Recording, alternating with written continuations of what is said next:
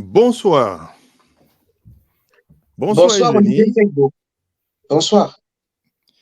Nous avons le plaisir de recevoir ce soir deux personnalités de la communauté africaine de la France. On va commencer par Armand Watsock, qui va se présenter en 2 mots et dire à nos auditeurs qui est Armand Watsock. Bonsoir à tous et à toutes. Donc, je m'appelle Armand Watsock. Je suis professeur de mathématiques de profession. Et à côté de ça, je suis engagé dans un certain nombre de structures. Je suis notamment secrétaire départemental du Secours populaire en charge de la solidarité internationale. Je suis président d'un centre social à Villeneuve-d'Ascq, centre social centre-ville. Et je suis coordonnateur de la commission juridique du comité des sans-papiers 59 avec la Ligue des droits de l'homme, la CIMAD, pour la défense des dossiers des migrants en préfecture. Bon, je m'arrête là parce que la liste peut continuer. Donc, le Exactement. sujet que nous allons aborder est un sujet sur lequel, Armand, que tu traites au quotidien, à savoir la loi sur l'immigration. Tout à fait.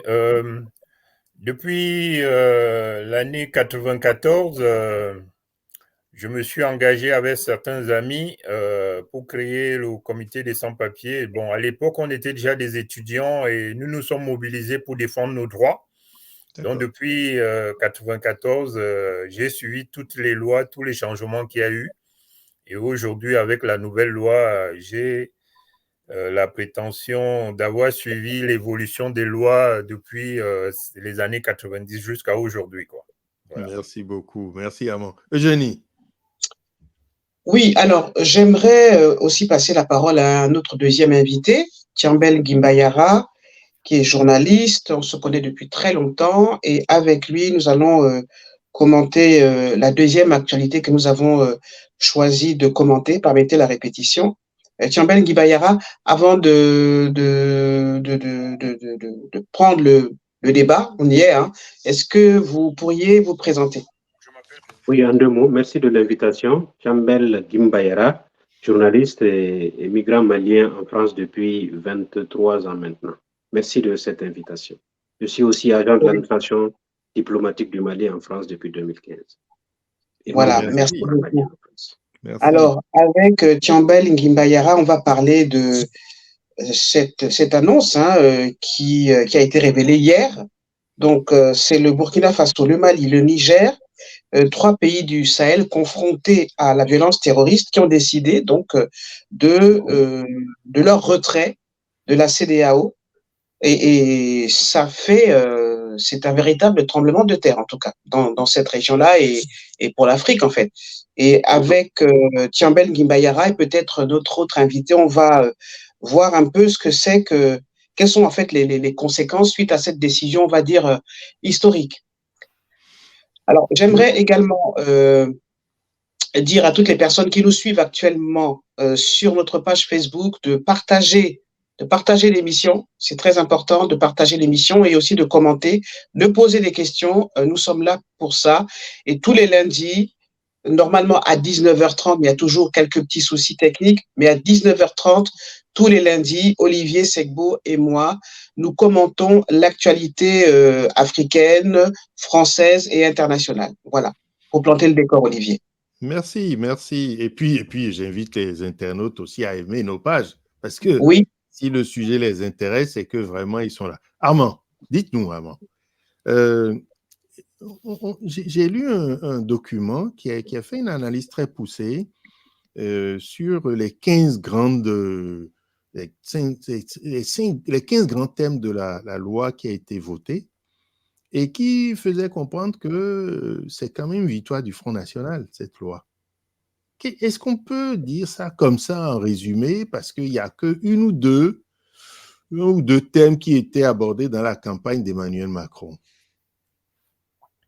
Alors, c'est vrai que je vais essayer de prendre quelques éléments saillants de ce qui avait été proposé et ce qui a été retenu dans la loi. Finalement, par le Conseil constitutionnel. On parle d'abord de ce qui a été proposé, Alors, qui est allé au Conseil constitutionnel. Ce qui a été... Alors, le Conseil constitutionnel a retoqué un certain nombre de points qui avaient été proposés par le LR, d'accord, et qui durcissaient la loi par rapport aux propositions qui avaient été faites par le gouvernement. Absolument. Dans ces éléments-là, il y avait le durcissement de l'accès aux prestations sociales. Ça a été retoqué. Il y avait le délit de séjour irrégulier. Ça a été aussi retoqué. Il y avait la caution qui était demandée aux étudiants qui venaient faire des études en France. Ça aussi, c'est quelque chose qui a été retoqué.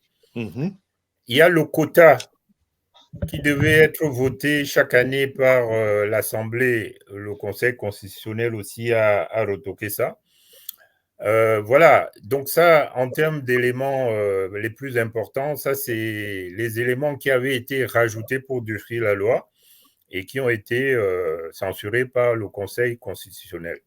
Maintenant, ce que je peux dire, c'est que cette loi a connu plusieurs phases. Même avant la proposition du LR pour durcir la loi, nous, les associations, on avait déjà alerté sur le fait que la première loi qui avait été proposée, alors, je rappelle quand même que cette loi a été présentée comme une loi pour mieux intégrer et sanctionner les délinquants. C'est-à-dire que pour les migrants qui se comportaient bien et qui étaient en France depuis un certain nombre d'années, qui étaient en situation régulière, il fallait améliorer leurs conditions de vie. Et par contre, pour ceux qui n'étaient pas gentils, il fallait durement les sanctionner. Alors, l'objectif de cette loi, l'élément que nous avons relevé qui était plus ou moins positif dans cette loi, c'était par rapport au travail.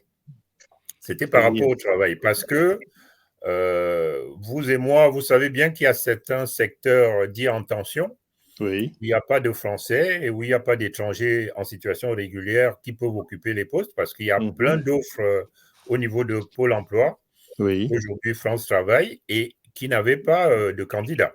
Et dans ces secteurs-là, la plupart de ces secteurs sont occupés par les sans-papiers. Je peux parler de livraison, les services à la personne, les auxiliaires de vie, etc., etc. Donc, tous ces domaines, la nouvelle loi proposait que pour un étranger qui avait un contrat de travail, il se présentait directement à la préfecture pour faire sa demande, alors que la loi ancienne, il fallait que le patron fasse une demande d'autorisation de travail sur la plateforme de la main-d'œuvre étrangère. Et ça, c'était un parcours de combattant parce qu'il demandait beaucoup de documents et ça pouvait parfois prendre une année pour avoir le résultat. Et je dirais, le patron avait le temps de renoncer à son offre parce que c'était très compliqué. Et à l'époque, le patron devait payer aussi quelque chose, donc est-ce que c'est toujours le cas? Alors, dans l'ancienne loi, en fait, le patron signait ce qu'on appelle effectivement un CERFA. Dans le CERFA, il y a deux documents importants. Le premier document, c'est intitulé « Demande d'autorisation de travail ». Et le deuxième document, c'était un engagement de l'entreprise de payer des taxes à l'OFII. Parce que ce qu'il faut savoir, c'est que depuis toujours, un patron peut faire venir un étranger de son pays d'origine pour venir en France. Et il doit payer une taxe pour cela.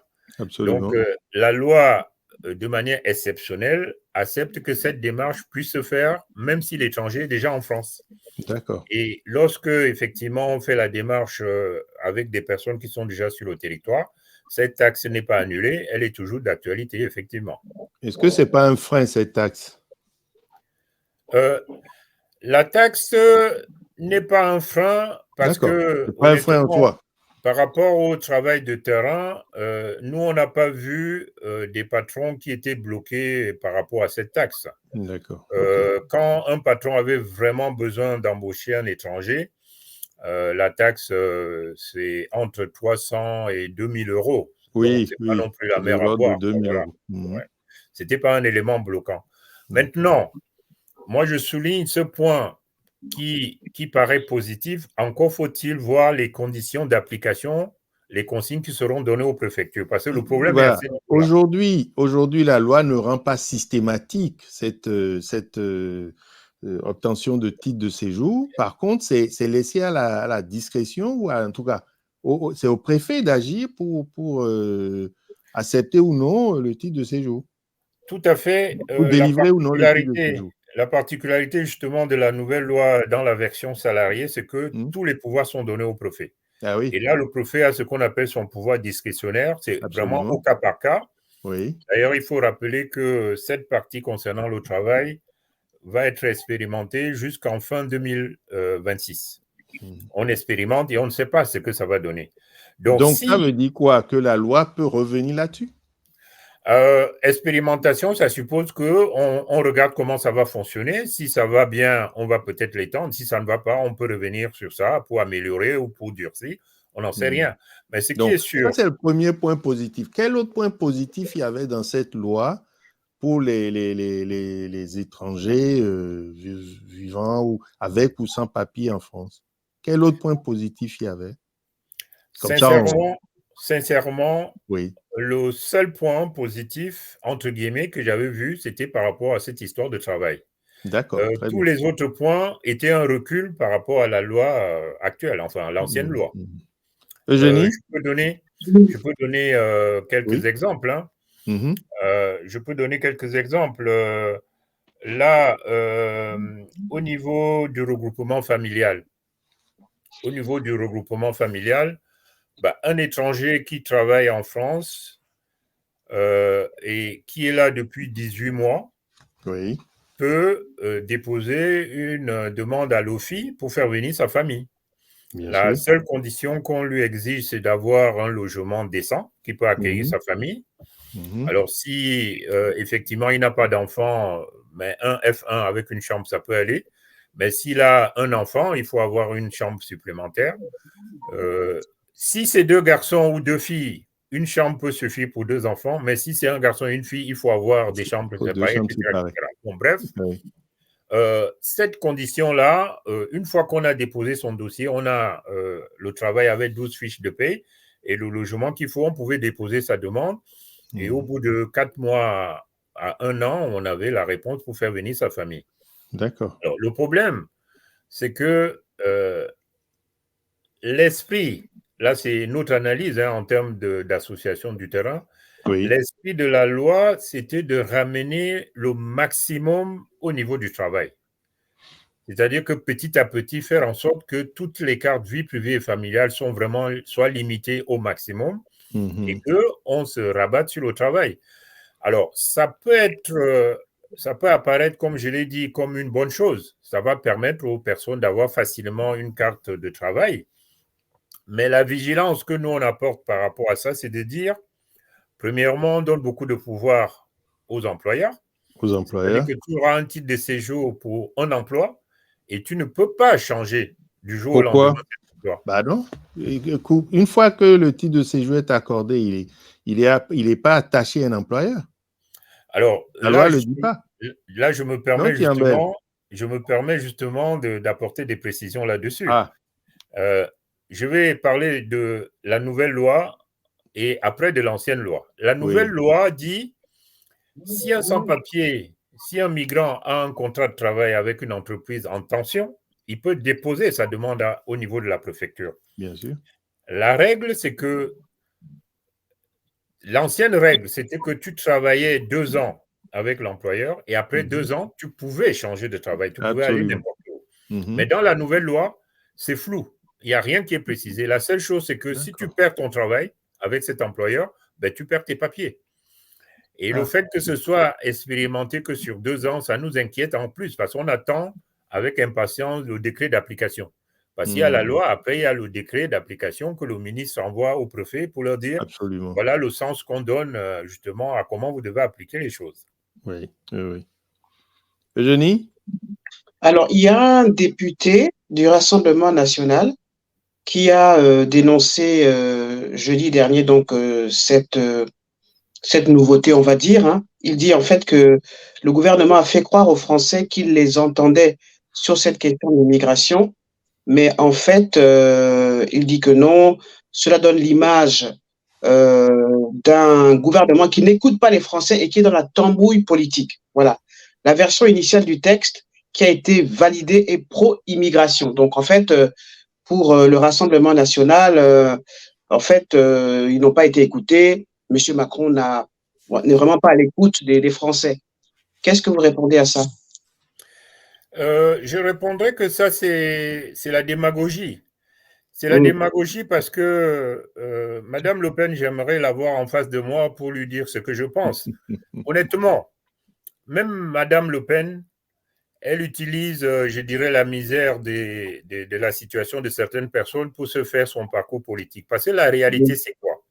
Et ce que je vous dis là, c'est vérifiable. Il y a des métiers, comme je le disais, des métiers dits en tension, où il n'y a que les sans-papiers qui peuvent travailler. Hier, il y a eu un reportage formidable sur la 6 qui a bien expliqué un peu ce qui se passe sur le terrain. C'est-à-dire que vous avez des grosses boîtes qui gagnent des marchés et qui font ce qu'on appelle de la sous-traitance. Et ils savent bien qu'au niveau de la sous-traitance, il n'y a que les sans-papiers finalement qui vont faire le job. Et ça va jusque le nettoyage des ministères. C'est-à-dire que le ministère, y compris même le bureau de notre ministre de l'Intérieur, est souvent nettoyé par les sans-papiers. Parce que les grandes entreprises gagnent les marchés, ils font de la sous-traitance avec les petites entreprises, et ces petites entreprises, pour pouvoir gagner quelque chose, sont obligées d'embaucher les sans-papiers, bien sûr, qui sont à leur merci. Et ces entreprises ne peuvent pas fonctionner sans les sans-papiers. Et même Mme Le Pen le sait. Pourquoi? Parce que les salaires sont trop bas. Ce que je connais très bien, à Lille. À Lille, les livreurs, les Uber, 80% des Uber, c'est des sans-papiers. Et tout le monde le sait. Tout le monde le sait. Donc, je veux bien qu'on dise, ouais, ben, c'est un appel d'air pour les migrants, pour les sans-papiers, etc., etc. Mais ils savent que la réalité, c'est que sans les sans-papiers, il y a plein de secteurs qui fermeraient boutique. C'est pour ça que c'est démagogue. Parce que même le discours qu'elle tient, elle sait que la réalité est autre. Parce que sans les sans-papiers, je ne parle même pas des migrants, hein, parce que si on parle des migrants en situation régulière, moi, je suis chercheur. Dans les laboratoires, heureusement qu'il y a les migrants hein, dans les laboratoires. Quels que soient les laboratoires, la majorité sont tenus par les migrants. Il y a un professeur, un président d'université qui a tiré la sonnette d'alarme récemment. Tiambel, vous qui connaissez un peu aussi ces sujets-là, qu'est-ce que vous avez pensé de ces allers-retours entre le Parlement, le Sénat, après la commission mixte paritaire et finalement la loi et enfin le Conseil constitutionnel? Ça vous inspire quoi? C'est une cuisine française de fabrique de la loi, mais cette cuisine nous touche malheureusement parce que le sujet principal, l'ingrédient principal, c'est nous autres, migrants, qui sommes là depuis des années. C'est un durcissement, en gros, de cette loi sur l'immigration en France. Nous assistons à une instrumentalisation de la loi, un durcissement qui montre que du doigt l'immigré, il est la cause de la paupérisation, du manque d'emploi, il chope les emplois des Français. Donc le migrant est à la base de tout, au début et à la fin. Quelque part également, nous devons tirer les leçons. Malgré l'alerte des associations, la montée des organisations syndicales et toutes ces corporations qui aident ces migrants à se battre, c'est en tout cas une régression de la France qui renvoie une mauvaise image de cette France-là qui, d'antan, était une France beaucoup plus alerte sur ces questions de droits de l'homme, sur ces questions d'humanisme et d'hospitalité. Malheureusement, chaque loi qui est prise ici ou exécutée sur le terrain tente également à décrire réellement ce côté de la France que nous recevons. Et les migrants sont de moins en moins préparés à faire face à cette nouvelle donne. C'est vrai que le migrant de 70 n'est pas celui de 80 et celui de 90 n'est pas celui de 2000. L'image de la migration aussi est en train de changer. C'est de plus en plus des jeunes intellectuels qui sortent des écoles, qui restent là, qui choisissent de rester et d'autres qui viennent, même si souvent c'est au prix de leur vie, qui arrivent sur ce territoire-là, mais avec un bagage plus ou moins que les migrants d'antan. Mais malgré tout, la base reste la même. Cette lutte-là devrait être menée de fond en comble avec les principaux concernés eux-mêmes, ensuite les structures et les associations pour peser sur l'opinion publique française parce que c'est aussi une question d'opinion. Oui, pardon, Jenny.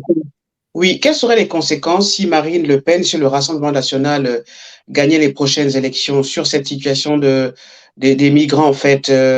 Qu'est-ce qui se passerait aussi bien en France et les conséquences en Afrique?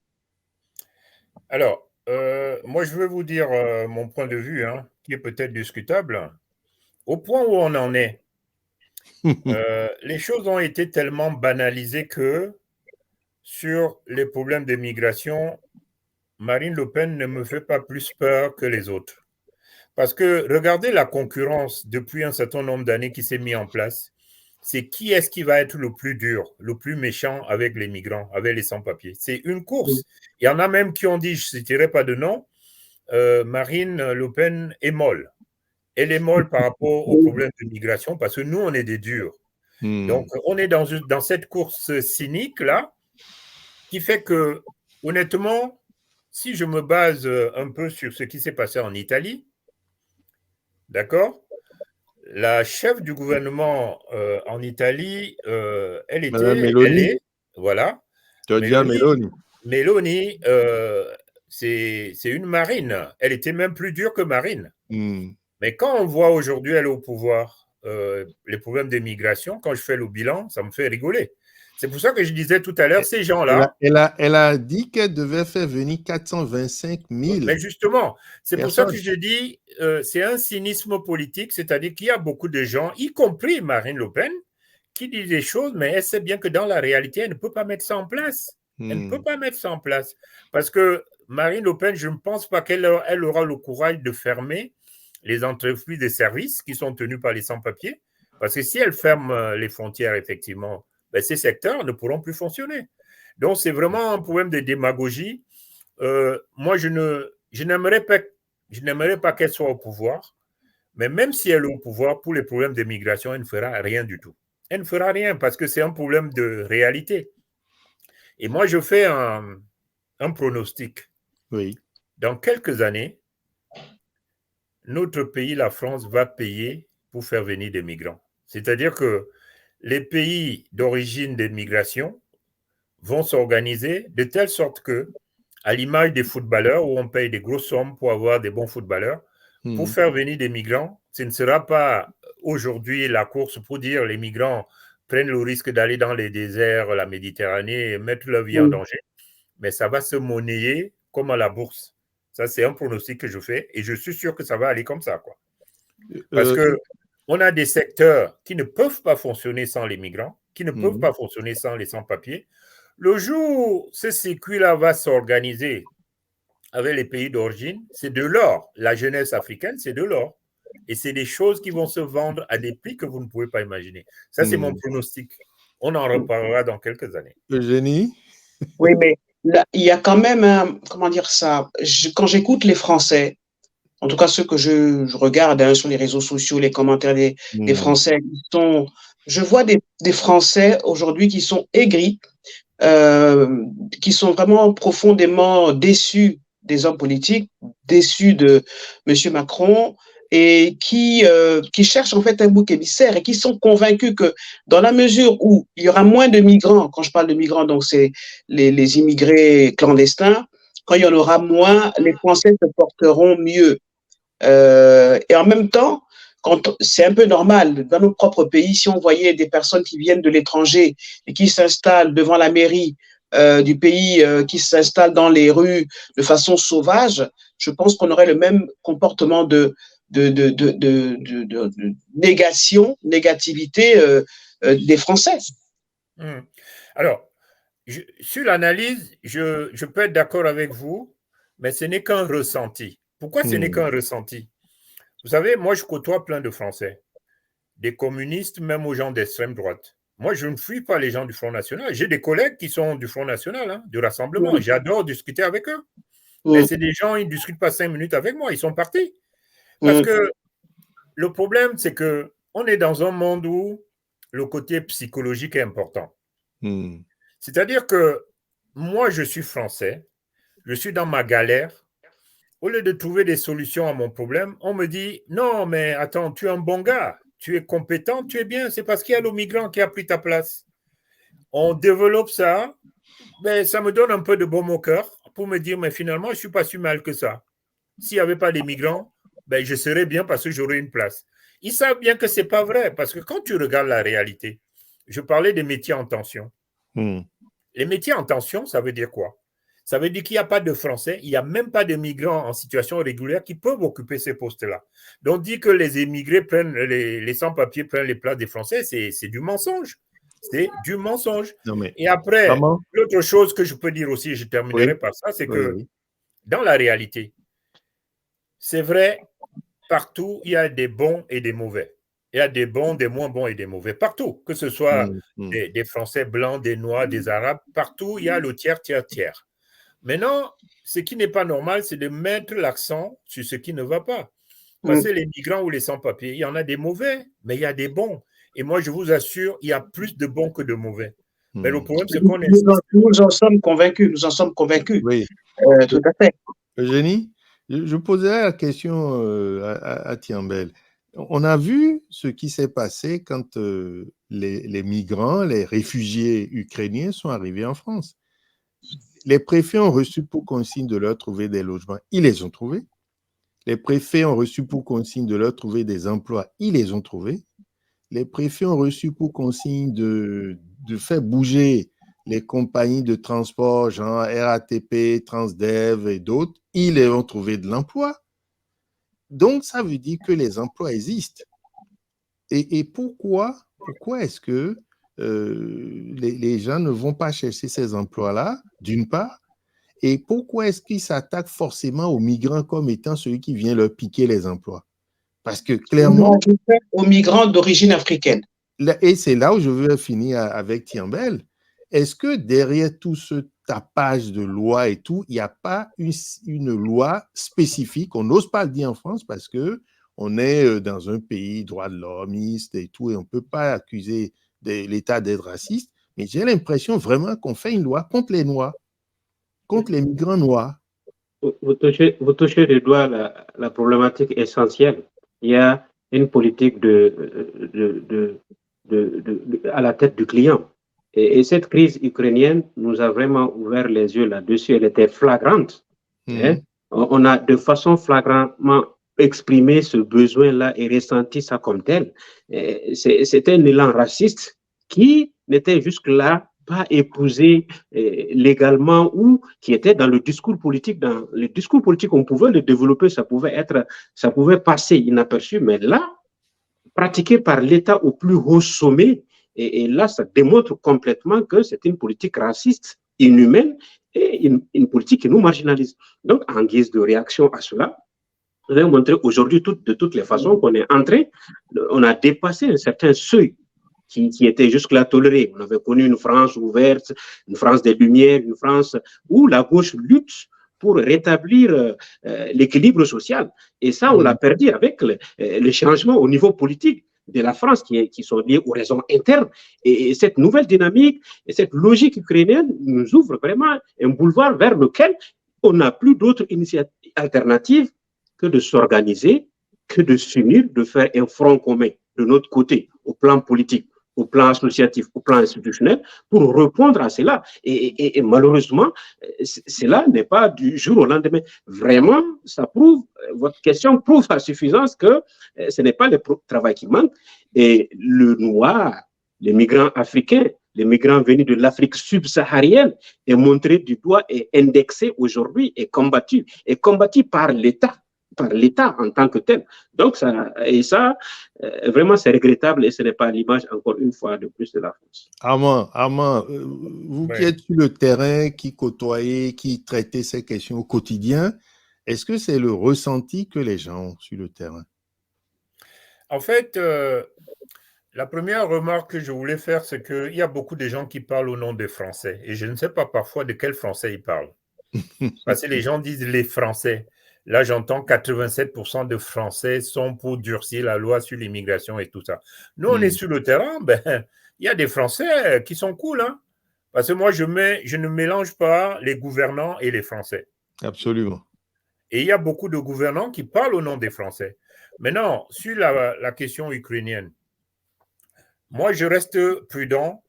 Je ne parle pas de racisme, mais je parle des faits. Et chacun, après, se fait sa propre idée. Sur ce que notre ami vient de dire concernant l'Ukraine, c'est vrai que sur le terrain, nous, on a vu effectivement des communiqués du ministère qui intimaient l'ordre au préfet de régulariser, de donner un titre de séjour aux Ukrainiens. Bien Il sûr. n'y avait pas, le dossier, c'était tu venais avec un passeport et même quand tu n'avais pas, on trouvait des moyens. De toutes les façons, il n'y avait pas de débat.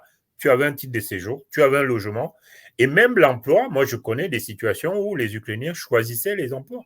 C'est-à-dire qu'on lui donnait un emploi, il disait non, pas celui-là. Il fallait trouver un autre.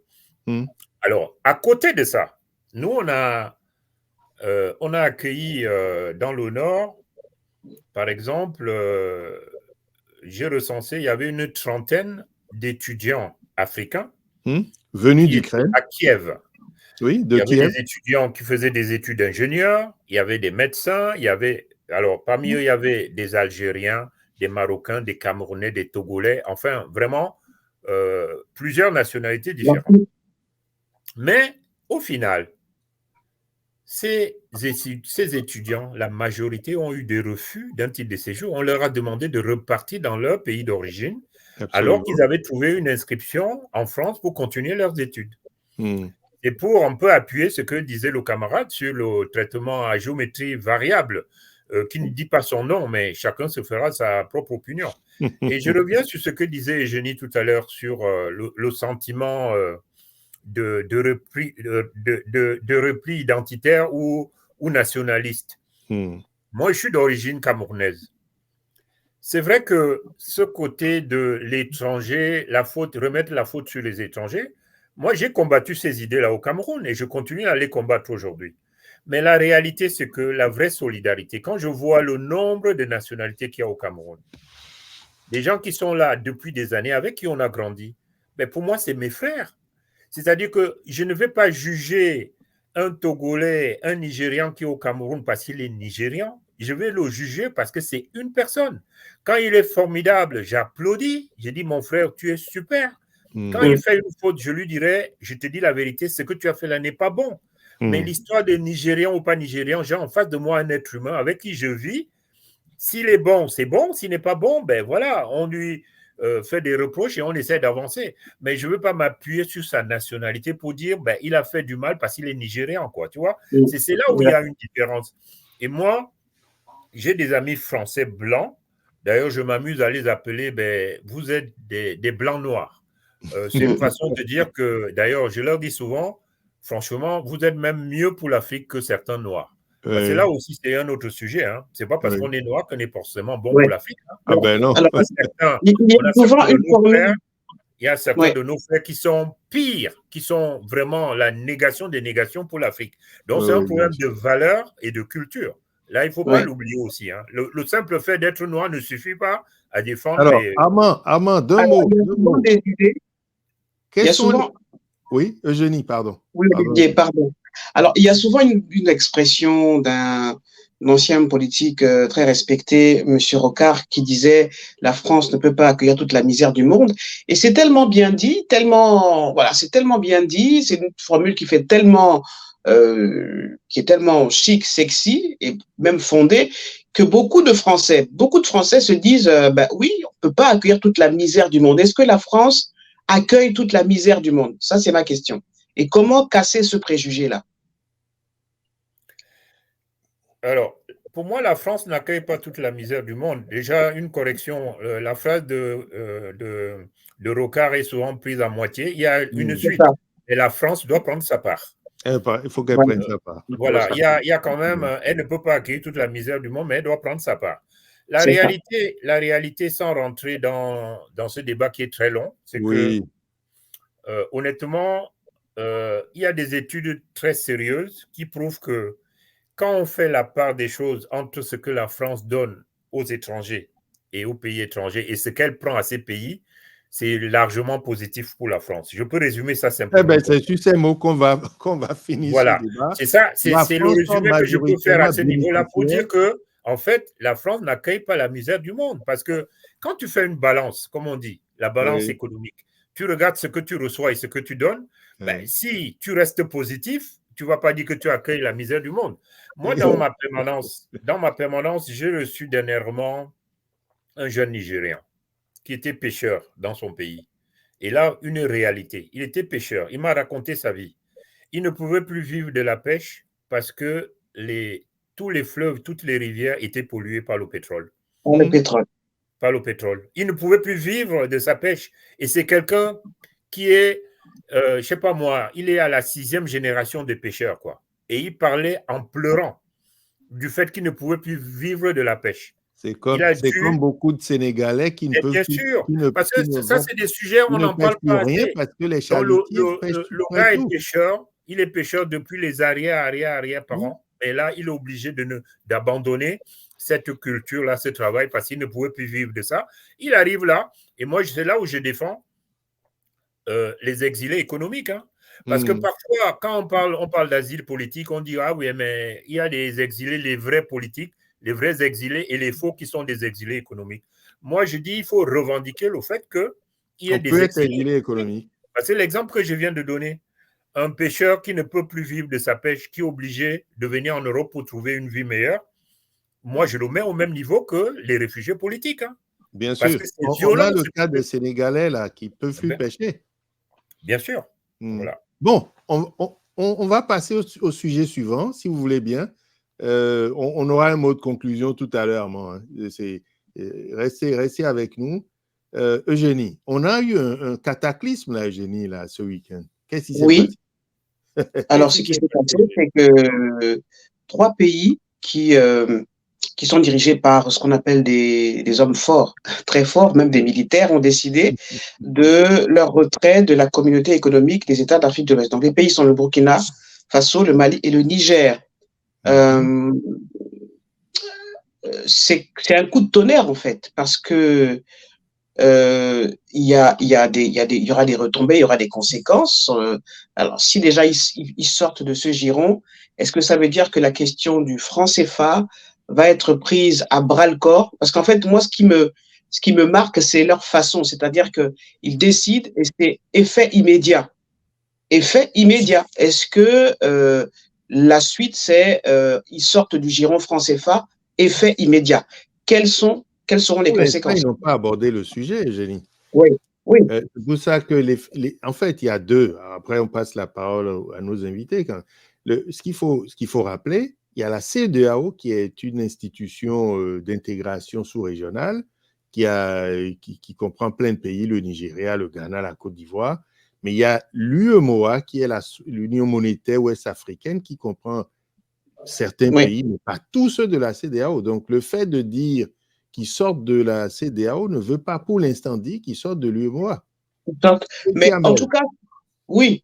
En tout cas, moi que j'écoute, en fait, je regarde ce qui se dit sur les réseaux sociaux, même par rapport à des africanistes, c'est OK, c'est très bien, ils sont contents. Maintenant, il faudra s'occuper de la question du franc CFA. Mais bon, on n'en est pas encore là. C'est un bel. Oui. Non, merci pour la question. Je crois que c'est une évolution normale de cette crise, normale, entre guillemets, mais regrettable tout de même, parce que les ensembles se sont constitués à l'orée des indépendances pour que les pays africains se regroupent. La CEDEAO, qui est la communauté économique des États de l'Afrique de l'Ouest, qui a comme ancêtre le Conseil de l'Entente, est fondée en 1975 par 3 pays, dont les pays suscités qui sont partis aujourd'hui, c'est-à-dire le président du Niger, le président du Burkina Faso en son temps et le président du Mali, alors de 1975, qui est le général Moussa Traoré, et leur père à Lagos en 1975 se sont réunis pour mettre sur les fonds baptismaux la communauté économique des États de l'Afrique de l'Ouest. Ceci dit, dans l'évolution normale de ces ensembles-là qui se sont construits en Afrique centrale et en Afrique orientale également, ça marche bien. Mais la CEDEAO a réussi à l'opposé des autres, la libre circulation des personnes et des biens. Ça a été une réussite de la CEDEAO sous cette forme d'intégration économique, la levée des barrières douanières et entre autres étaient des réussites qui étaient au crédit de la CEDEAO. À partir des années 2000, la CEDEAO a ajouté un protocole additif, qui est le protocole d'Abuja, qui intervenait sur le plan politique et suspendait tout État qui allait faire un coup d'État jusque-là. Et des pays sont passés par là, plusieurs pays ont été suspendus. Un pays s'est retiré d'ailleurs en fonction de cette crise de la CEDEAO, qui est la Mauritanie, dans les années 2000. La Mauritanie s'était retirée, oui. Elle s'est retirée finalement de cette organisation. Alors, depuis la dernière vague de coups d'État, de contestation, les sanctions que le Mali, le Burkina et le Niger ont connues ont été jugées comme étant des sanctions inhumaines et insupportables. Parce que la CEDEAO ne tenait pas compte des souffrances de ces populations. C'est 3 pays qui n'ont pas accès à la mer. Et d'un jour au lendemain, on se lève, on sanctionne ces États-là, on empêche le ravitaillement de ces États, on brime les populations, on les empêche d'accéder à des denrées de première nécessité, aux carburants, aux médicaments. La violence terroriste aussi, ils sont confrontés à ce problème du terrorisme aussi. Effectivement, c'est très difficile. Et évidemment, donc ça va en rajouter à cette crise. Et malgré l'appel des populations, des populations, pieds et mains liés, ça n'a pas été entendu par les chefs d'État. Et les crises aidant, et avec une situation de vase communicant, d'autres pays sont tombés après le Mali, le Niger, le Burkina. Aujourd'hui, ces pays se mettent ensemble pour essayer de traiter cette question à une certaine échelle. Ces populations se retrouvent, c'est vrai qu'on se passe de tous les commentaires qui sont en dessous, c'est-à-dire les lobbies de telle force, de telle autre force. La réalité est que les populations souffrent et il faut trouver des solutions. Si la CEDEAO, dans son ensemble, ne trouve... Une question. Est-ce que le fait que, dans le même temps, alors qu'on est aussi dur avec les coups d'État militaires, la CEDEAO n'a pas failli vraiment avec les coups d'État constitutionnels? Parce que on se souvient de la Guinée-Conakry où, comment il s'appelle, Condé a abusé pour faire un 3e mandat. On voit le cas de, comment ça s'appelle, la Côte d'Ivoire. Côte d'Ivoire. On est en train d'assister à quelque chose d'absolument dantesque au Sénégal. Et n'eût été l'intelligence de tout le monde, Macky Sall n'était pas prêt à renoncer. Il a fallu qu'il dise officiellement qu'il ne fait pas un 3e mandat. Donc, on a quand même le sentiment que la CEDEAO est se satisfait tout à fait de chefs d'État qui font des coups d'État constitutionnels, alors que dès que c'est les militaires, alors que les militaires sont des citoyens comme les autres, bah, ils ne veulent pas. Est-ce que ça n'a pas joué aussi beaucoup dans cette crise-là? Mais bien sûr, c'est juste cette politique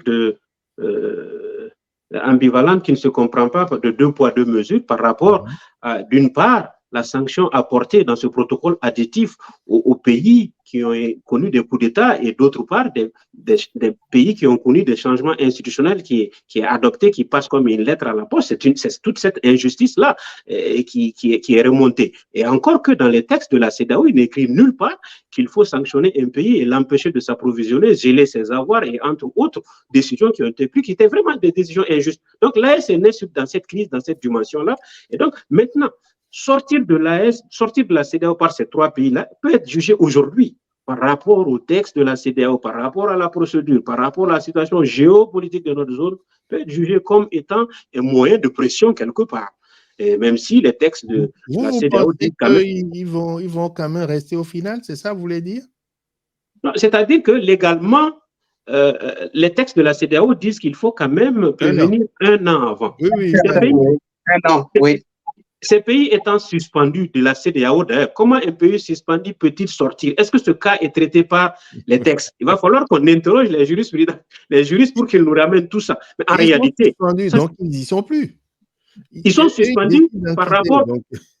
Ils sont suspendus par rapport au protocole additif d'Abuja. Il dit que quand tu fais un coup d'État, tu es suspendu. Et la suspension, ça se limite à ne plus se présenter et à organiser des élections pour revenir à la table, pour revenir comme pays membre. Maintenant, de cette suspension, ils ont décrété un départ sans délai. Et donc, qui viole les textes de la CEDEAO avec ces 3 États-là? Et c'est un cas inédit pratiquement. Et il va falloir que nos juristes se prononcent là-dessus, nous trouvent les moyens de lire tout ça et de le comprendre. Au-delà de ça, je crois que c'est même une exaspération qui se manifeste aujourd'hui. Et des populations, et des dirigeants, et de toute l'Afrique, parce qu'on n'a pas pu trouver à ces pays-là de les restaurer dans leur intégrité territoriale. On n'a pas pu sécuriser ces millions de populations. Si ces pays essaient de changer de partenaire pour trouver la sécurité, pour trouver la paix, pour trouver la cohésion, je crois qu'il faudrait peut-être l'encourager dans un vaste ensemble au lieu de condamner ou de combattre. À mon avis, ça a été la mauvaise posture de la CEDEAO jusque-là et même de la communauté internationale qui était au chevet du Mali pendant 10 ans où elle n'a pas trouvé de solution. Et donc, il va falloir à ces populations-là et aux dirigeants du moment. Elle avait trouvé des solutions au Libéria, en Sierra Leone. On lui reconnaît quand même quelques avancées, y compris lorsque je ne sais plus quel chef d'État avait refusé de passer la main après les élections. La CEDEAO s'était quand même bien comportée. Et on a été tous très surpris de constater que là, dans le cas du Mali, du Mali, du Niger et du Burkina Faso, il y a eu ce veto bizarre qui est sorti d'on ne sait où, avec des pays complètement enclavés sans accès à la mer. Justement. Moi, je pense que... Oui. Moi, je voulais juste ajouter une petite réflexion. Oui. La CEDEAO, avec une France forte, respectée, n'est pas la même chose que la CEDEAO avec une France faible aujourd'hui, avec l'entrée de la Chine et de la Russie. Ça, c'est des données qui changent tout. C'est-à-dire que rien ne peut plus être comme avant. Et là, je suis d'accord avec l'analyse du frère, qui dit que même s'il y a des violations des traités, etc., ça pose une situation nouvelle et je ne sais pas comment ça va se terminer. Parce que je ne suis pas sûr que la CEDEAO soit à l'aise dans cette situation. Parce que vu comme ça à chaud, on va se dire, pourquoi ils partent? Et moi, je retiens l'idée qu'effectivement, c'est un moyen de pression qui va effectivement mettre la CEDEAO au laboratoire pour trouver une solution, quoi. Parce que cette histoire n'est pas terminée. Et c'est, je veux dire, comme on dit, le train est en marche et on ne peut plus l'arrêter, en fait. Ça rejoint un peu le premier débat qu'on a eu sur l'immigration. Ça va de pair. Quand je disais que le jour où les pays africains vont s'organiser, vous savez, moi, je suis de ceux qui n'encouragent pas mes frères à venir en Europe. Bien sûr. Et ils me posent souvent la question, mais pourquoi toi, tu es parti? Ça, c'est une belle question. Et moi, je leur explique. Moi, je ne suis pas venu en France parce que je venais chercher des lendemains meilleurs. Honnêtement, je serais allé dans la Lune. Je leur explique que moi, tout jeune, en 6e, je n'étais pas déjà avec mes parents. Au niveau du Cameroun, j'étais au nord, j'étais à l'est, je voyageais. Déjà, je suis un voyageur. Et que si je suis resté en France, effectivement, c'est parce que, bon, la vie familiale, etc., fait que je m'installe là. Mais si jamais je me retrouvais en difficulté en France, à aucun moment, je ne déciderais de rester. Et moi, je suis un citoyen du monde. Je suis un citoyen du monde. J'ai pris, la dernière fois, je suis allé en vacances, j'ai rencontré une centaine de jeunes Camerounais qui étaient en Libye et qui ont fait le choix de repartir au Cameroun.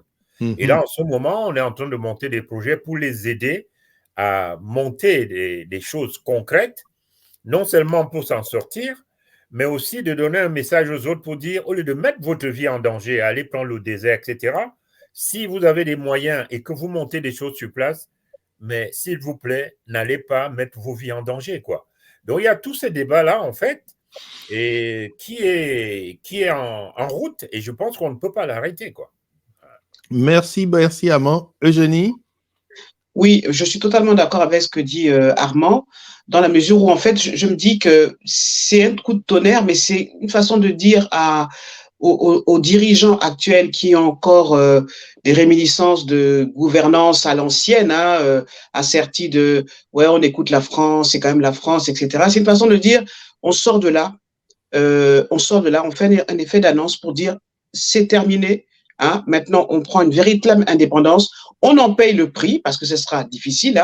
Le fait de sortir d'une telle organisation va forcément avoir des conséquences négatives. Mais le point fort, c'est que ces dirigeants, ces 3 pays et leurs dirigeants, et c'est assez paradoxal parce que ce sont quand même des militaires, c'est eux qui donnent le là de maintenant il faut une Afrique structurée, une Afrique qui voit l'avenir, une Afrique qui est forte, qui se positionne et qui est prête à payer le prix, parce que le prix a déjà été payé. Bon, on sait, on connaît les relations qu'il y a eu entre la France et l'Afrique, on voit les retombées. Mais face à un pays comme la France qui ne reconnaît pas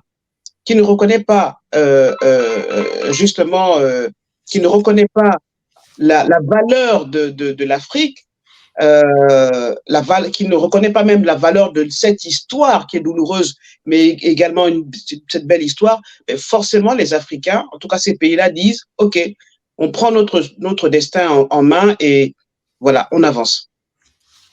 Moi, ça me fait penser, et après on donne la parole à nos invités pour la conclusion, ça me fait penser à ce qui s'est passé au lendemain de la Seconde Guerre mondiale. Vous savez que les indépendances ont commencé à prendre, les pays africains ont commencé à prendre leur indépendance lorsque beaucoup sont rentrés en Afrique après avoir combattu en Europe.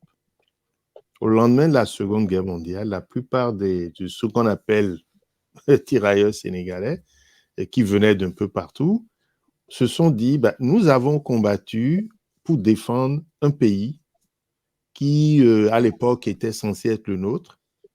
On a été payé en monnaie de singe pour certains, et maintenant, on veut notre indépendance chez nous. Le général de Gaulle s'est bien arrangé pour leur donner une indépendance un peu factice. J'ai eu l'impression, peut-être vous allez me dire si je me trompe, mais que la crise du Covid a quand même été un vrai révélateur pour tous ces pays-là. Et la plupart des militaires qui font des coups d'État, entre guillemets, des coups d'État en Afrique aujourd'hui, beaucoup ont été formés dans les écoles de guerre en France, aux États-Unis et partout ailleurs. Donc, je ne sais pas ce qu'on leur enseigne dans les écoles de guerre pour qu'ils ne respectent pas les constitutions, mais c'est quand même des gens qui ont été formés à l'école de guerre en France. Le cas de la Guinée, c'est flagrant. Il était encore en exercice il n'y a pas longtemps ici. Donc, je ne sais pas les autres présidents, mais beaucoup autour du pouvoir, des militaires au pouvoir, sont quand même des gens qui ont été formés dans des écoles militaires et l'école de guerre en France. Donc, voilà. Et est-ce qu'il ne serait pas temps, enfin, de considérer que c'est des citoyens comme les autres, parce qu'ils ils ont un corps un peu mieux constitué dans des situations de crise pour agir? Tiambel. Oui, nous sommes effectivement à un tournant décisif de l'évolution de nos nations, de l'évolution du monde, tout simplement. On a connu la chute du mur de Berlin, la démocratisation de l'Afrique. On connaît après 30 ans d'expérimentation, les limites de cette démocratie adaptée à l'Afrique. On retourne à la case de départ avec des militaires. Je vous rappelle que la CEDEAO avait aussi été lancée par des militaires en son temps, en 1975. Et aujourd'hui, ces militaires, pour le cas du Mali, ils l'ont vécu. Ces militaires qui sont aux affaires aujourd'hui ont été prisonniers. Ils ont été arrêtés au nord. Ils ont été emprisonnés et ils ont été libérés. Donc, ils l'ont vécu pratiquement. Ils se sont retrouvés par la circonstance des choses à la tête de l'État. Et donc, ils ne vont pas désigner en la matière. Ils vont jouer grandement leur chance jusqu'au bout parce qu'ils ne risquent plus ce qu'ils l'ont risqué sur le terrain. Et surtout, il y a une opinion publique africaine qui est jeune, intolérance. Elle châtie, elle charrie, elle cherche, elle provoque, elle titille, elle a ses forces et ses faiblesses parce qu'elle est constituée de jeunes pour la plupart. Le monde change, l'Afrique ne peut pas demeurer en reste. Le Covid est passé par là, toutes les crises sont passées par là, mais la réalité est que toute action, que ce soit en Afrique ou ailleurs, qui se fonde sur la justice, qui se fonde sur un avenir meilleur, a un élan dans l'opinion publique nationale et c'est ce à quoi on assiste aujourd'hui en Afrique. Et c'est le chemin quand même pris par ces trois pays. Et j'ose espérer que ça va donner des bons résultats au finish et que d'autres pays suivront positivement et tireront les leçons des crises précédentes qu'on a vécues jusque-là. Et est-ce que vous pensez que ça aura des conséquences sur l'Union africaine? Parce que les questions de gouvernance, les questions d'intérêt des peuples qu'on cite, auxquelles on pense quand on pense à la CEDEAO, on les a aussi au niveau de l'Union africaine. Moi, je n'ai pas entendu un seul gouvernant de l'Union africaine demander à ce qu'on fasse un sommet spécial sur les migrations, par exemple, alors que les gens mouraient en Méditerranée et dans le désert. Non?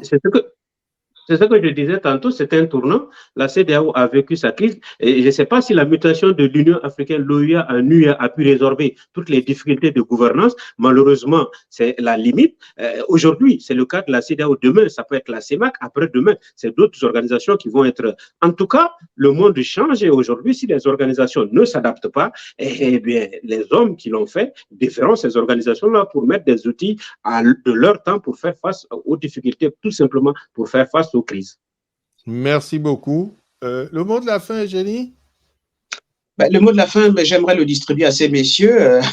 Je pense que c'est leur parole qu'on voulait entendre. La mienne, c'est de dire tout simplement que justement cette crise du Covid a révélé que l'Afrique s'en sortait mieux que les pays dits développés. C'est ce que je pourrais dire par rapport à la crise du Covid. Et ça a provoqué un effet choc de part et d'autre. Les Européens ont dit, tiens, ils s'en sortent mieux alors que on disait que c'était la crise de trop.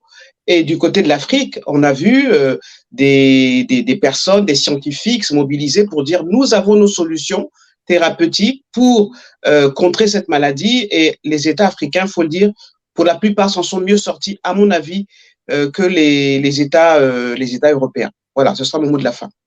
Armand? Oui, Comme alors, Eugénie a moi, dit, on vous laisse le mot de la sur fin. les deux sujets qu'on a épluchés, pour commencer par la situation du Niger, du Burkina et du Mali, moi j'ai espoir. J'ai espoir en me disant que ce qui me rassure, c'est que dans les discours de ces trois dirigeants, à ce que je crois avoir entendu, il n'y a pas d'esprit de revanche. Ils demandent simplement que l'Afrique soit respectée et qu'il y ait des relations d'égal à égal.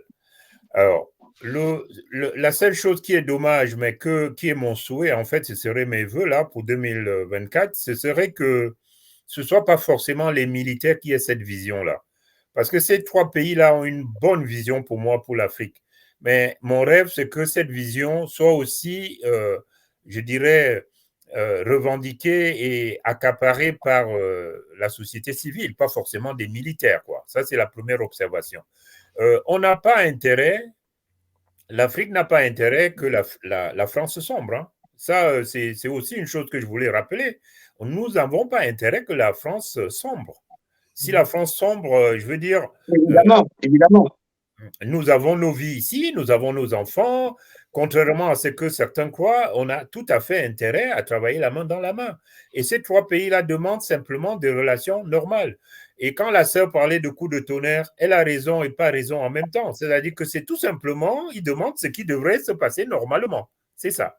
Et la deuxième chose sur l'immigration, le fait de réguler l'immigration, moi je suis d'accord. Tout pays a le droit de réguler l'immigration. Mais on peut réguler l'immigration sans mépriser les gens, sans être méchant avec les gens. On peut réguler l'immigration en respectant les gens. Et c'est ça mon dernier mot aussi. Voilà. Merci infiniment. Donc, c'est sur ces mots d'espoir.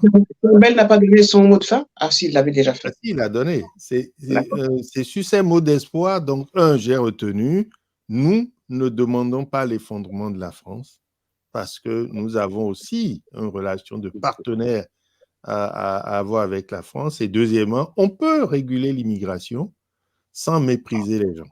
Et c'est sur ces mots de fin que j'invite tous nos auditeurs à aimer cette belle émission, à cliquer sur à s'abonner à notre page Facebook, n'est-ce pas, Eugénie? Tout à fait. Et à partager. Et à partager largement cette émission parce que c'est une émission qui nous plaît bien et nous avons des invités de très, très grande qualité, de très grande valeur et nous les remercions pour leur temps, pour leur implication dans la société là où ils vivent parce que Armand fait plein de choses dans le Nord, Tiambel aussi, donc voilà, et nous on essaye de faire venir des gens pour nous éclairer. Merci beaucoup Eugénie. Merci Olivier, merci à nos chers invités. Bonne soirée. Bonne soirée. Et bonne année. Bonne année. Et à la prochaine. Bonne année. Merci. Merci.